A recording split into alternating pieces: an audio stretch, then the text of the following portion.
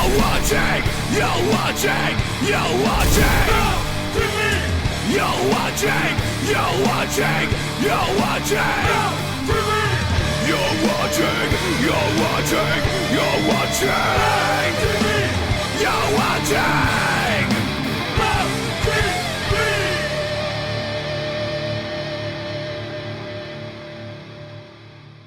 What about this Euro content? Are you happy with the result? Yes. We are happy with the overall result. Of course, in the moment where you see that you're going last, it's not nice. But I think the result for us is not this last place, because the whole experience, everything, meeting the artists, playing such a stage, having like 2 weeks in Liverpool, and this amazing experience. We had like a press. We had 600 interviews or something worldwide. We met so many great people, met so many new fans. And one of the best compliments for us was other metal bands coming to us and saying, thank you for doing that, because you were like ambassadors for heavy music at Eurovision. And I think that's what it's all about. We showed people, hey, alternative music is here, it's important. It doesn't matter if you go last or not, but we can be part of Eurovision. And also, it's beautiful. What you see with Eurovision, the show at the end, the final, is just the pinnacle of everything that we did. Because with Eurovision, we were like busy for 3 months in total with the preliminaries, and then going to Liverpool and having a lot of press in between, and then 11 days in Liverpool and the final. And doing all of that was an adventure, a great adventure really. And then to have a result that presumably says that we would be in a bad mood about it or anything, it's just not realistic. We were very happy. The moment, we didn't really think that we go better than last, but if it becomes reality, at first moment you're like, oh, what the fuck? But then you think about it for like half an hour and you see that you have won so many beautiful things. And next year we will play in festivals and countries, and like our pre-sales or at live shows are doubling and tripling, because all of that, it's a miracle. So if you say that we have lost something because of Eurovision, no, we won so many things, really. I would like to know, why did you release the album at the very end of the year? Was it because of this contest? No. Because it could be a suicidal, By then we did not even know that we were participating in the contest. It wasn't decided yet. No, the idea was, we are so annoyed by bands putting out singles for 3 months, sometimes half a year, sometimes 1 year, and when the album comes out, 6, 7 of the songs, and the whole magic is gone. It's just gone. We understand it, because Spotify forces you to do that, because otherwise you're not going into playlists. You only come and go to playlists with your songs when the album has not been released. And we wanted to bring back this magic from the old days. Like, you see a poster in your city, your favorite band is releasing an album, you maybe see one video on MTV, and 1 week later you can get the record and you have it in your hands. You're like, wow, I don't know anything about it. It's so crazy. And we wanted to do that. So we deliberately started the pre-sale on Christmas. It's a day where you either have like super happy people or people being sad and depressed because they're alone. So we gave them a great day by saying, there's a new album, but not in 6 months, in 6 days. And we thought like, we can forget about album charts and stuff because we don't have the promotion. But we were wrong. We went on #1 in the German album charts with that. And the rest is history. And after Eurovision, we went back on #2 in the German album charts, just 1 week later. So everything done right. After a fantastic double album. Thank you. This one is great also. After such a double album like this, it's hard, to have a new step, as a listener, Yes, of course. And Sure. then at my first stake, it's quite different, but at the end it's good. It's a good album, different flavor, you know. Yeah, like always. Very much electro, more electro, I would say. More 80s, yeah. Yeah, 80s. absolutely. Was it conscious compared to this amazing double album? Of course. Like, you know, you make such a big piece of art with like, you paint a big picture. And how could have we gone further? Like, how should we have gone like triple album? Yeah, or like, you know, we did like organ in the church and like real strings and like everything, and with our possibilities, we couldn't have done more. So the only way, also for us to keep things interesting, is not trying to do what we already did bigger, but to change, go in a different direction. Yeah. And that's what we always do. That's what we did with every record. We always changed, and it will be the same now. The next album after Blood and Glitter will be very different. That's our thing. How can you explain that the metal culture is more strong in Germany than in France? Probably, are you most open-minded? I cannot explain because I didn't know that. Yeah. It's like that. I don't know. Maybe, you know, the only thing that comes to my mind is I know that.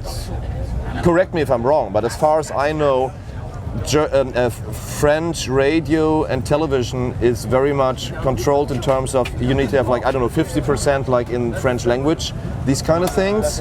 I don't know if it's 50% or something, but there's some kind of rules. Oh, didn't know that. Maybe it's that. Yeah. I don't know. Also a bit of Germany does not have a that. bit of musical history with like very old metal bands like they're going for 30 years, like Creator or also Gothic scene was partly invented. And Destruction, those thrash bands, they're coming from Germany. Maybe it's rooted way more back in time in Germany as it is in France, so that's why it's bigger. But that's just an assumption. I don't know. We have maybe more pop culture, you know. Yeah.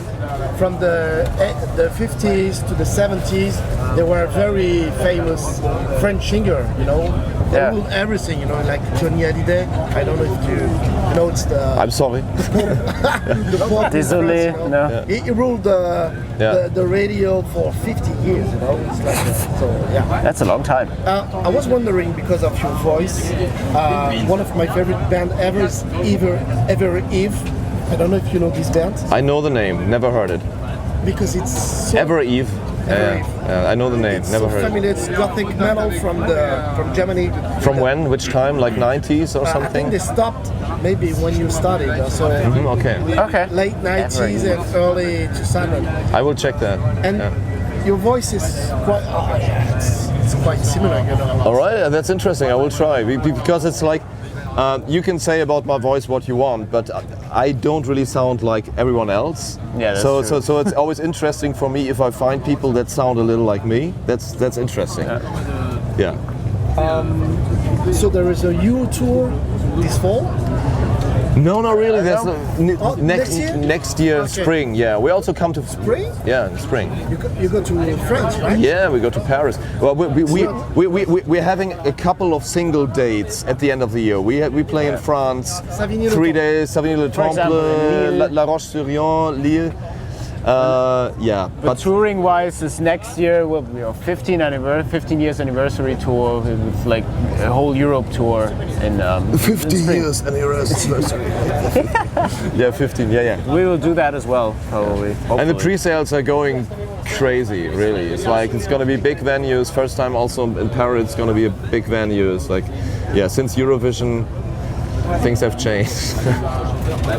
Do you think that, like Electric Callboy, you could put some fire, because you can only do that in huge venues, you know? Yeah, maybe. We're not the biggest fan of fire on tour. It was great in Eurovision, and maybe we will do that, but we talked about it. Our idea is like, if we put fire, we want fire at special moments and special kind of pyro. We don't want to be one of these bands, and I'm not talking about Electric Callboy, but there's many bands with the same amount of flamethrowers, and they do like in nearly every song like It gets all the time. it gets oversaturated very Yeah. easily during a set, so it's nothing special anymore Yeah. because you're almost expecting every song to have fire.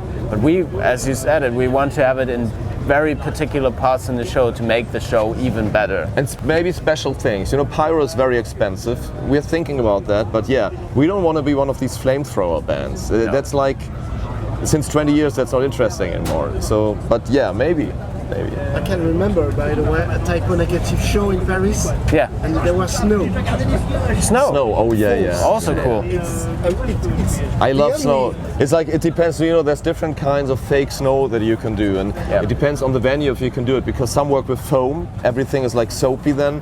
Some work with like potato granulate, which can be kind of disgusting because it's sticky, it's everywhere. Others work with dry ice, which sometimes doesn't work because of security rules, and so there's many interesting ways. You also can have like little plastic pieces, which is like another problem. Yeah. We did snow on one video, so we know the different kind of things. What's the foamy kind? The soapy kind. It's lovely, but you need to think about which kind of snow, and you need to think about who's gonna cleaning it the fuck up later. Also with the instruments. Yeah. I mean, yeah. Do you want soap on your instruments or Nope. potato? Nope. Or like, so it's beautiful, but but that would be great. I love And it. you're jumping everywhere, so you have to take care. You know? Yeah. Exactly. If it's slippery somewhere, I will definitely fall, which certainly happened before. But Isn't that a Bon Jovi album, Slippery When Soapy? yes. Yeah, slippery. Music industry has changed, you know, and Always. you have to take care of the visuals, you know. Now, I saw Bring Me the Horizon 2 weeks ago. It was amazing, you know, food concept with videos, like in a video game, you know. You're part of the video game, it's interactive, you know. The rules has changed for the last 30 years. I mean, they're already a huge band and they're pushing the boundaries really of what's possible. Because when I saw that, especially the download set they played, they wrote a whole narrative and a story about the staging and monsters coming on stage. They were dancers and everything. So they are pushing the boundaries. But as you said, So more like a musical kind of thing. really, but as a metal band, which is really, interesting. really, really cool. So yeah, as you said, visuals are very important, but with us, I mean, we don't have you can say like it is the financial power to do that, and we're also not headlining Download yet. Not yet. Exactly. We can do things within our range. And we've always done. I mean, if you look at us, visuals are almost as important as the music with us. I mean, for Blood and Glitter, we are in the middle of shooting a music video for every single song of the album.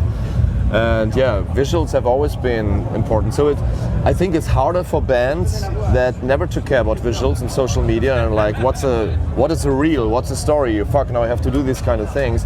Then it must be very hard to get into that. We always kind of did that.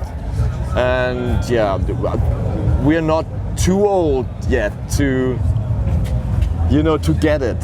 So I think we can keep the pace somehow. Yeah. What to expect today on your show? We don't know yet. I haven't seen the stage yet, but Me neither.